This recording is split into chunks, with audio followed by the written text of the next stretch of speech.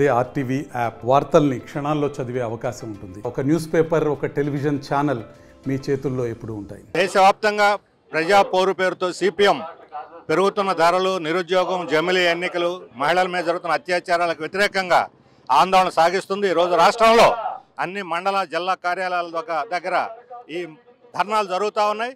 రాష్ట్రంలో 4 నెలల్లోనే ఇసుక భారంగా మారింది. అలాగే నిరుద్యోగం, ఉద్యోగాలు కల్పిస్తాం, అందరికి ఉద్యోగాలు ఇస్తాం, డిఎస్సి పెడతామని వాగ్దానం అటకెక్కింది. అలాగే ఇప్పుడు ట్రూఅప్ ఛార్జీల పేరుతో కరెంట్ ఛార్జీలు పెంచి బాతుతూ ఉన్నారు. ఈ భారాలన్నిటికీ వ్యతిరేకంగా అలాగే ప్రజలు రోజు పేపర్లు చూస్తూ ఉంటే ఎక్కడో చోట పిల్లల మీద, మహిళల మీద జరుగుతున్న అత్యాచారాలు హృదయ విదారకంగా ఉన్నాయి. వీటిని అరికట్టడంలో ప్రభుత్వం సరిగ్గా స్పందించడం లేదు. కార్మికులకు రక్షణ లేదు.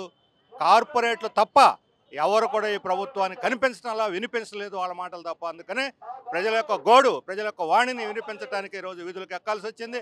ఇప్పటికైనా ప్రభుత్వం స్పందించి ఈ ధరలను తగ్గిస్తూ రేపు అసెంబ్లీలో ప్రకటన చేయాలని చెప్పని కోరుతున్నాం.